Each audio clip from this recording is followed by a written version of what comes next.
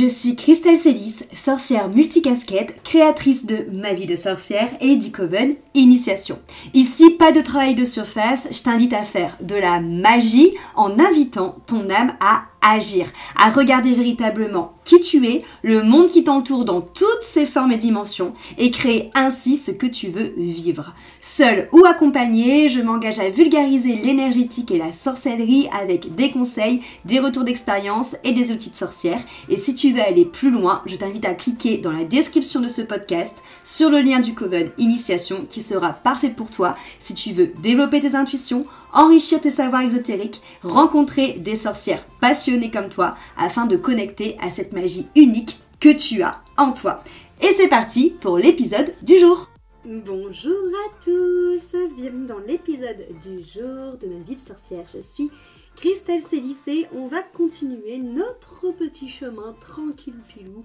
autour de l'énergie féminine. Hier, je t'ai donné une définition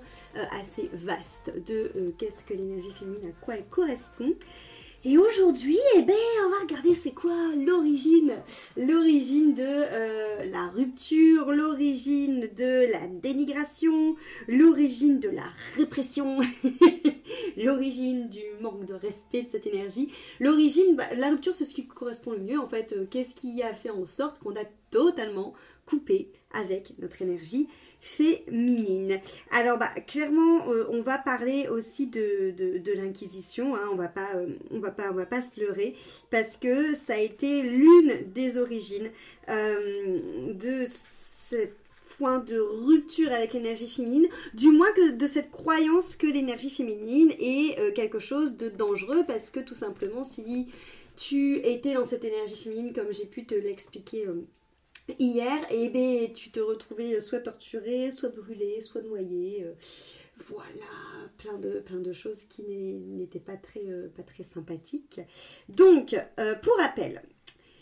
la chasse aux sorcières, c'est à peu près 13 millions de femmes qui ont été exécutées. Ça a duré plus de 200 ans, entre la fin du 15e et du 18e siècle. Mais, qu'est-ce qu'on appelait la femme sorcière, donc quel a été le féminin réprimé durant cette période. Là, je parle beaucoup de l'énergie féminine, mais il faut savoir aussi qu'il y a des hommes dits sorciers qui ont été réprimés durant cette période-là, et c'est des hommes qui correspondaient finalement, on va dire, à l'énergie féminine, enfin qui honoraient cette énergie-là à l'intérieur d'eux autant que leur énergie masculine, parce qu'encore une fois, comme je vous l'ai dit, on a l'énergie masculine et féminine en nous, et l'idée c'est pas qu'il y en ait une qui soit plus forte que l'autre, mais c'est que les deux vivent en harmonie, parce qu'on a besoin de notre énergie masculine pour pouvoir développer notre énergie féminine. Et donc il y a des hommes aussi qui ont été réprimés. Donc voilà, ce podcast n'est pas une chasse à l'homme, c'est une chasse, on va dire, plutôt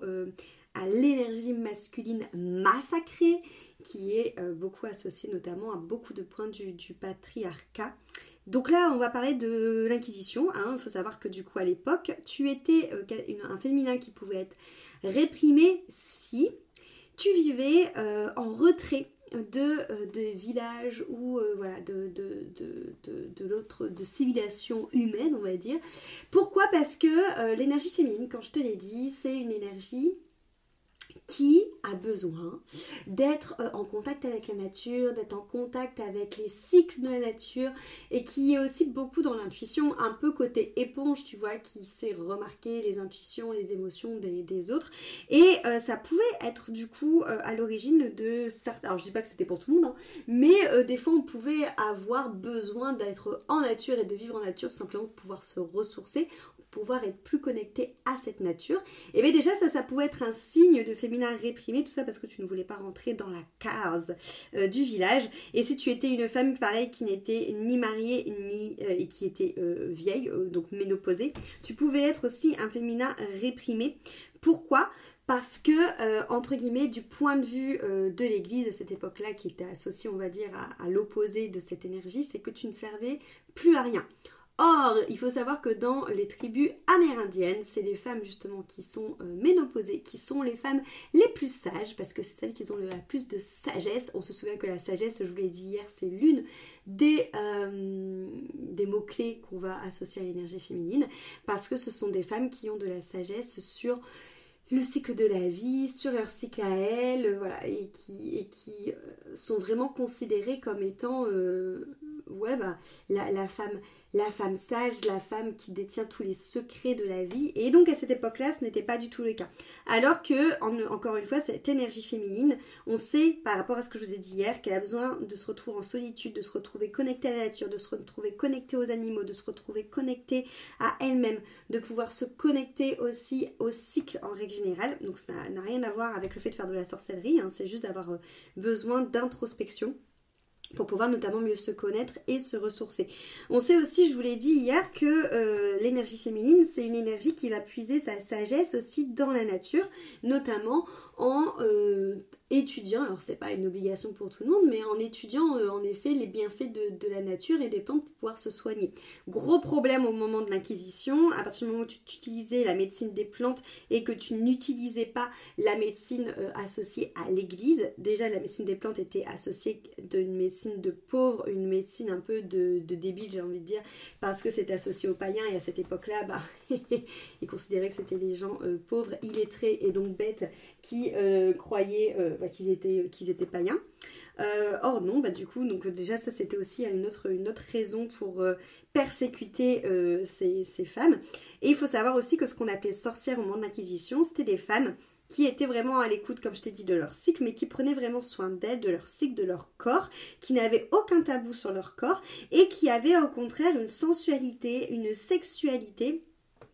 qui était vraiment très exacerbée. Elles étaient vraiment dans cette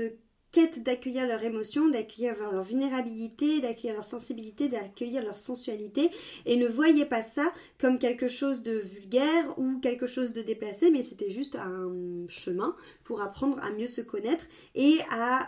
connecter aussi à différents sens. Et ça, c'était aussi réprimable à cette époque. Plus le dernier point de l'énergie féminine, je vous l'ai dit hier, mais tout ce qui va être associé notamment au corps, au cycle féminin, donc le fait d'avoir ses lunes, d'accoucher, bon la ménopause j'en ai déjà parlé, et le fait aussi de pouvoir enfanter, ça fait partie vraiment de cette sagesse de l'énergie féminine, de la création de vie aussi, qui est associée au chakra sacré, et ça faisait vraiment partie aussi des choses pour lesquelles le féminin était réprimé, parce qu'on diabolisait l'accouchement, on diabolisait les reines, on diabolisait la ménopause, et on voyait vraiment la femme comme étant celle qui devait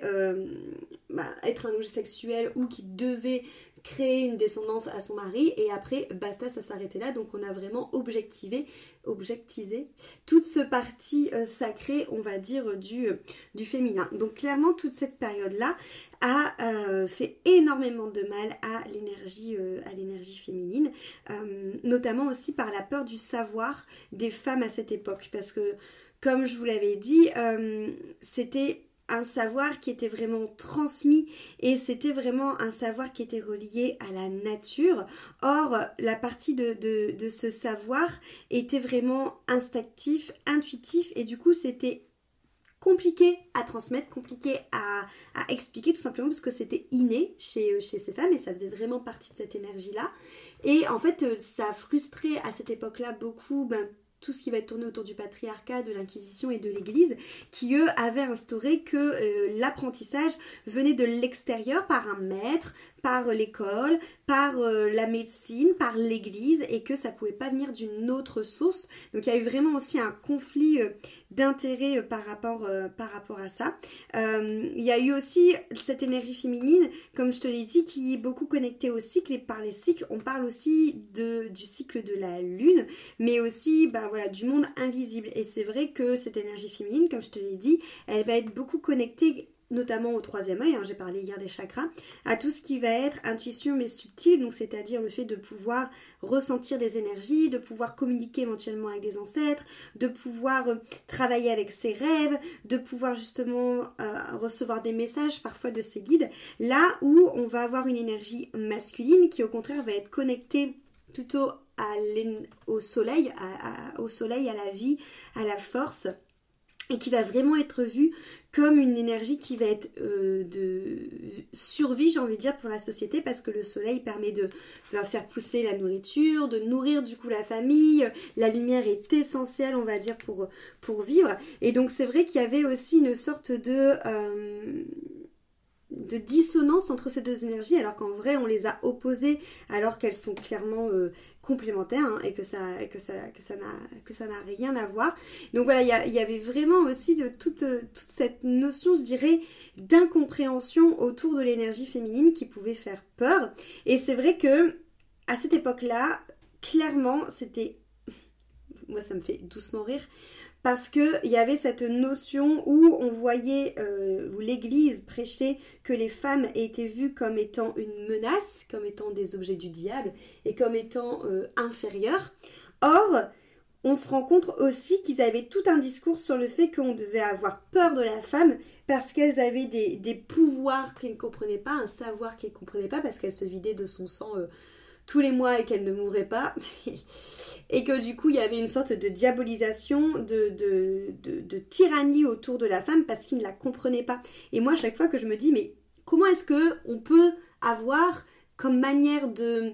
argumenter tout le mal qu'on fait du coup à des personnes d'un sexe, d'une énergie féminine, avec des arguments qui sont aussi bancals et aussi contradictoires. C'est-à-dire que d'un côté ils disaient oui mais regardez, elle sait plein de trucs qu'on sait pas, c'est sûr, elle nous fait peur du coup parce qu'elle a un pouvoir qu'on ne comprend pas, et en même temps, ouais mais c'est un être inférieur et on doit la dominer parce qu'elle est faible. T'as envie de dire mais les gars, c'est carrément pas logique, tu peux pas me dire que j'ai des pouvoirs que tu comprends pas et c'est en ça que je suis dangereuse en même temps dire que je suis inférieure, tu vois, enfin bref. Ce n'était pas du tout logique. Bref, donc l'énergie féminine a été vraiment réprimandée à cette époque-là, parce que on savait que il y a beaucoup, enfin on sait en tout cas par des textes qui ont été écrits au moment de l'Inquisition, qu'il y a beaucoup d'hommes qui ont dénoncé leurs femmes au moment de la chasse aux sorcières. Tout simplement parce qu'ils ne pouvaient pas se taper Marie-Thérèse, la voisine, à côté, parce que la femme était là et que ça ne se faisait pas. Ou parce que, ils avaient des vues sur Rebecca, la petite jeune du village, et que leur femme ne pouvait plus leur donner d'enfants, et que du coup c'était... ou alors qu'elle avait donné que des filles qui voulaient un fils, tu vois. Bref, il y a plein de sombres histoires comme ça, pareil, pour des raisons qui sont totalement égoïstes, qui a fait en sorte que les hommes, finalement, enfin les maris du moins, ont dénoncé leurs femmes, mais pas que, et c'est là aussi où on trouve une rupture dans l'énergie féminine, c'est qu'il y a aussi beaucoup de femmes qui ont dénoncé des femmes. Par jalousie, parce que justement elles étaient la maîtresse de Hervé et que tant que la femme ne disparaissait pas, elle ne pouvait pas se marier avec, parce qu'elles étaient jalouses du bonheur de Samantha qui avait trouvé je ne sais quel bon parti et qu'elles avaient envie de sa vie, et donc du coup elles ont décidé de le dénoncer. Il y a eu beaucoup en fait d'animosité aussi de femmes entre femmes, par peur, par envie, par jalousie, par plein de choses qui ont motivé ça, mais c'est pour dire que les femmes n'ont pas été que dénoncées par les hommes. Il y a aussi des femmes qui ont dénoncé des femmes. Et il y a aussi, comme je disais, cette objectisation de la femme qui a aussi beaucoup sali l'énergie féminine et qui nous a fait vraiment nous détacher aussi de ça. Là où justement, avant, les femmes avaient une sexualité qui était vraiment très épanouie et très sacrée, on a vu justement qu'il y a eu un passage, une transformation, où pour le coup les femmes sont devenues plutôt des objets sexuels, seulement destinés au plaisir de l'homme, seulement destinés à assouvir ce plaisir. Et il faut savoir que le temple des prêtresses à l'époque, ça m'a choqué quand j'ai fait mes recherches,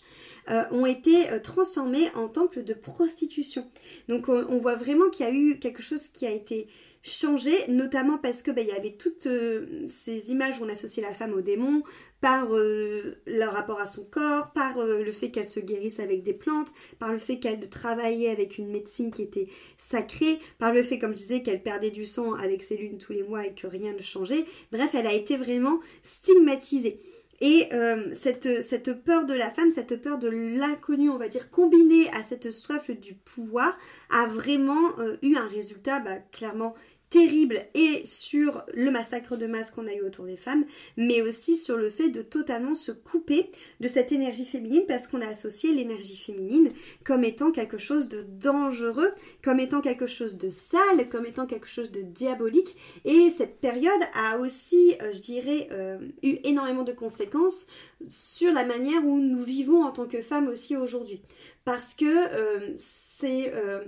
ce qui a amené, on va dire, la sexualisation des femmes, même encore maintenant, on peut le voir notamment dans l'univers par exemple de la musique, dans les clips par exemple, mais aussi ce sentiment d'insécurité où les femmes ont été vraiment vues comme un objet sexuel sur lequel on pouvait se servir, genre j'ai envie d'un verre de coca, je me sers le verre et je le consomme, c'était exactement la même chose pour les femmes, donc énormément d'insécurité reliée à tout ça, le fait de devoir toujours être en quête, de devoir faire plus, de devoir plus prouver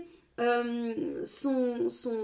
savoir, justement sa valeur, de devoir plus prouver notre place, parce qu'en fait cette période a tellement brisé finalement les croyances de la femme, son rôle dans la société, là où avant les femmes étaient vraiment vues comme étant des femmes sages, des femmes médecines, des femmes aussi guérisseuses qui libéraient aussi les peuples, qui avaient aussi une sagesse. Tout ça a été mis totalement en poussière et ça fait en sorte que la femme doit encore plus justifier sa place dans la société et qu'une femme aussi doit vraiment se battre pour se détacher, on va dire, de cette image de juste la femme mère au foyer qui est là pour créer de la descendance et s'en occuper. C'est pour ça qu'on trouve encore des femmes qui sont tiraillées entre quelque part la carrière et la famille, parce qu'en fait on a tout ce passif, on va dire, transgénérationnel, tout ce passé collectif de l'histoire et ces égrégores qui mettent vraiment la femme dans une posture de tiraillement par rapport à ça. On a énormément aussi de femmes qui se jugent entre elles et qui se sentent jugées par leur apparence, toujours dans cette notion d'être vraiment reliées au corps, à la sensualité et à la sexualité, ce qui amène aussi énormément encore de jalousie. Enfin là ça commence à revenir, heureusement, parce que justement avec l'essor qu'on a autour de la spiritualité, de la sorcellerie, il y a le retour à la sororité, mais pendant longtemps on a eu une cassure entre les liens qu'il y avait entre les femmes, mais aujourd'hui en tout cas on a encore énormément de femmes aussi qui sont violentées. Des femmes qui sont mutilées, des femmes qui sont tuées, des femmes qui subissent des violences conjugales, des femmes qui subissent des viols, des femmes qui sont battues, des femmes qui sont harcelées et qui vivent vraiment dans ce climat d'insécurité qui n'a pas changé et qui vient vraiment par cette domination qui à l'époque est venue au nom de la religion, mais qui est toujours là, même si aujourd'hui on va dire que cette religion n'a plus du tout le même impact, mais en tout cas on garde ce pouvoir, cette peur, cette tyrannie, cette domination, ce fait de se valoriser par son savoir intellectuel qu'on a appris et d'abaisser les connaissances innées, les connaissances intuitives, comme s'il y avait une intelligence qui est plus importante que l'autre. Moi ça me tue vraiment, parce que dans notre société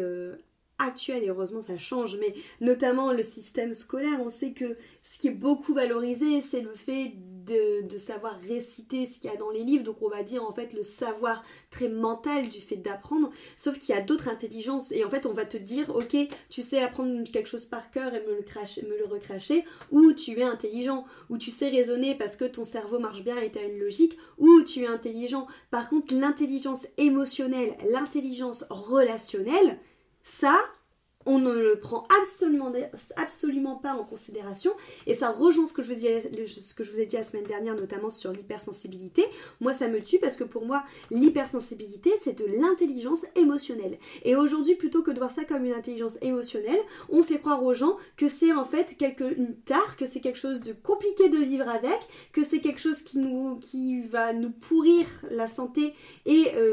notre charge mentale, parce qu'on fait le yo-yo entre les émotions, alors que c'est une putain d'intelligence aussi. Et qu'en fait, toute cette période de la religion qui a voulu à tout prix bâtir l'intellectuel que sur des livres et sur des connaissances qui étaient données par l'autre, par un supérieur, et qui a totalement mis de côté l'inné, l'intuitif, l'émotionnel, bah ça a fait que maintenant, bah on a des personnes qui sont totalement déconnectées de leurs émotions, et que pour les personnes qui sont pas déconnectées de leurs émotions, on va voir ça comme des tares, alors que bah, en fait il n'y a pas qu'une seule intelligence les gars, il y a plusieurs intelligences, et c'est cool en fait qu'on commence à avoir des supports et des partages on va dire autour de ça, parce que je commençais à trouver que c'était sacrément injuste. En tout cas voilà, ça, pour moi tout ça fait qu'on a vraiment eu un point de non-retour. Donc en effet c'est en lien avec la chasse aux sorcières, mais qui est vraiment un féminicide atroce, mais qui a été je dirais nourri après par énormément de discours, par énormément de culture aussi, parce qu'on parle de la religion avec l'Inquisition, mais je prends par exemple tout ce qu'on peut voir notamment dans l'art, dans le cinéma, encore une fois j'ai parlé des clips musicaux, mais c'est toutes ces choses qui quelque part après de manière totalement j'ai envie de dire Sun Sun, tu vois, en mode Snake comme ça qui s'est aussi infiltré, tu vois, c'est que même aujourd'hui on n'est plus du tout à l'heure de l'Inquisition, mais c'est tellement quelque chose, encore une fois, qui a duré 200 ans, t'imagines de l'impact que ça laisse en termes de mémoire collective, ça plus le fait qu'après ça a été repris. Déjà, c'est quelque chose qui a été très ancré, mais que ça a été repris dans la manière d'enseigner, dans la manière que l'Église voit la femme, parce qu'on rappelle aussi que dans la Bible, quand t'es une femme, t'es soit une putain, soit une vierge. Donc, il y a ça aussi, tu vois, qui a fait que ça a nourri tout ce point de rupture. Et encore une fois, je parle pas de la religion en tant que telle, je parle de ce que l'Église en a fait et de comment ça a été enseigné et transmis à cette époque de l'Inquisition.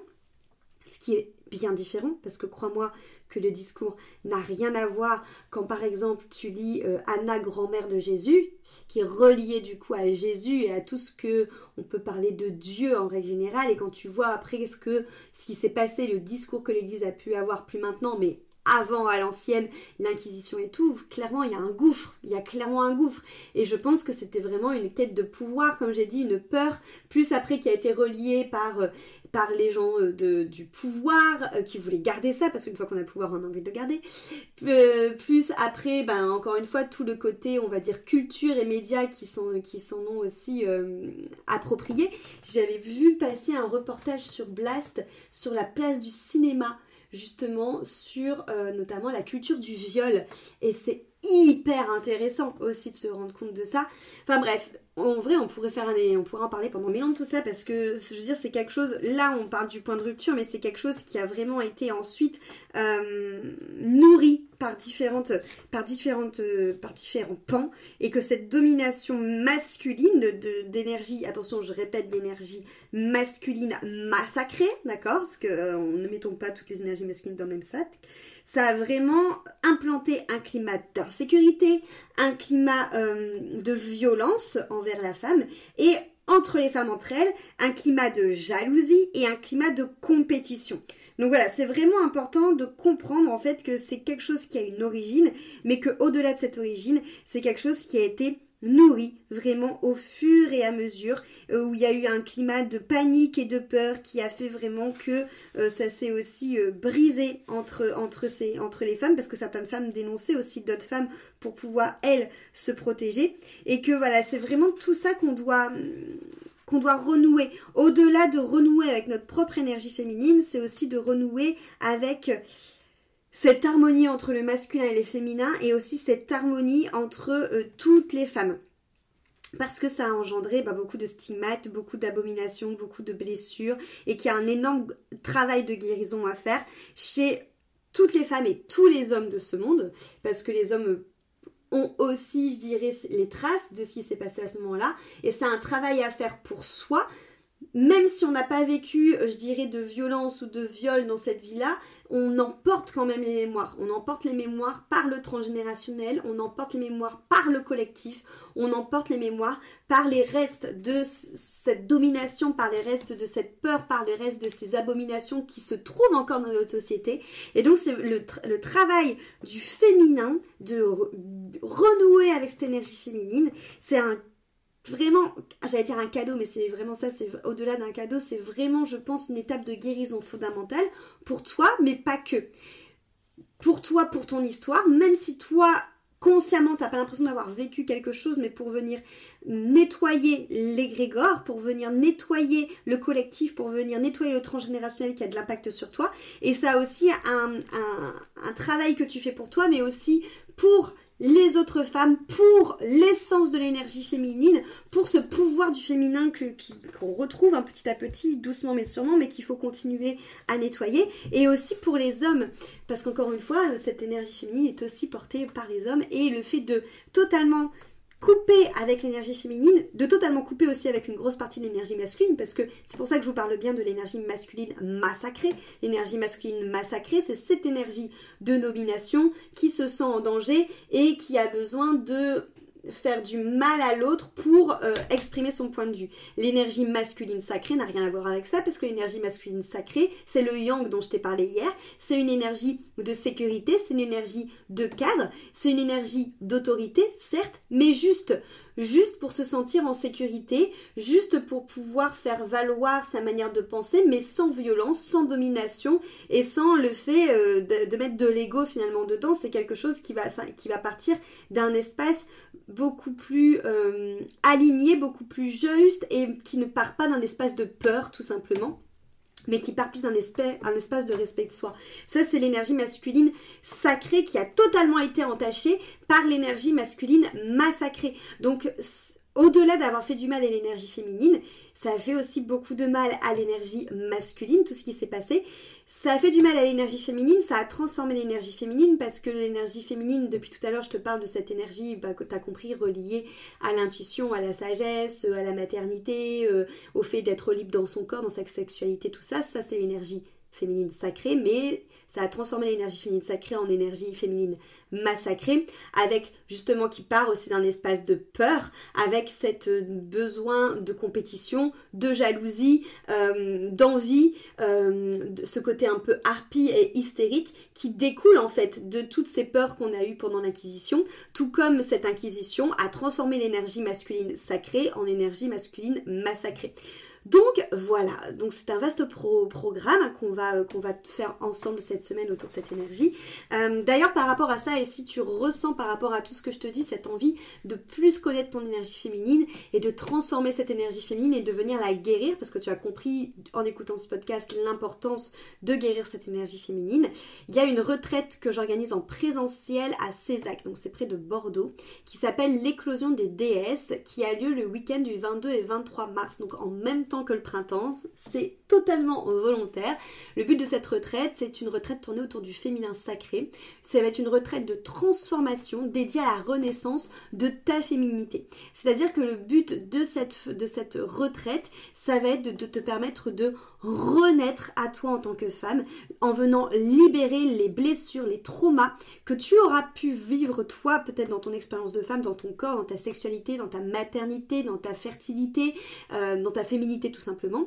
mais aussi que, comme je te disais, que le transgénérationnel ou que le collectif a pu vivre. C'est une retraite qui est faite pour toi si tu en as marre d'avoir honte, si tu en as marre de prendre des responsabilités d'injustice ou de choses qui se sont passées alors que tu as rien à voir avec ça et que tu portes finalement une culpabilité qui ne t'appartient pas. Si tu as envie justement de pouvoir te reconnecter à cette énergie de sororité, donc de féminin sacré, de relier des liens avec d'autres femmes, aussi bien qui seront là en présentiel avec toi, mais aussi en transgénérationnel,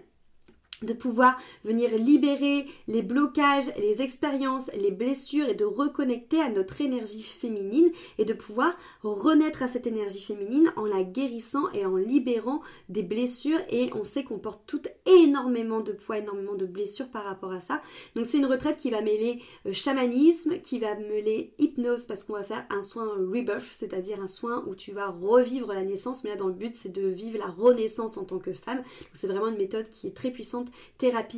thérapeutique et énergétique dans la libération des mémoires. Et on va faire aussi beaucoup tout ce qui va être constellation et chant intuitif, bref, et tout plein d'autres choses. Si ça t'intéresse, cette retraite que j'anime avec mon amie Héloïse, je te mets toutes les infos dans la barre de description et je t'invite à nous rejoindre parce que ça va vraiment être un espace, je sens très très fort l'appel en moi, ça va vraiment être un espace très très fort, comme un renouveau, en plus au moment du printemps, comme un renouveau d'énergie et de reprise du pouvoir du féminin et de libération de tout ce qui a été porté qui n'était pas juste et de guérison. Donc voilà, sinon on se retrouve demain pour continuer de parler de cette énergie féminine. Je te remercie pour ton écoute et à demain pour un nouvel épisode. Cet épisode t'a plu, pense à lui laisser une jolie note sur ta plateforme d'écoute de ton choix et aussi de le partager aux personnes à qui il pourrait être utile.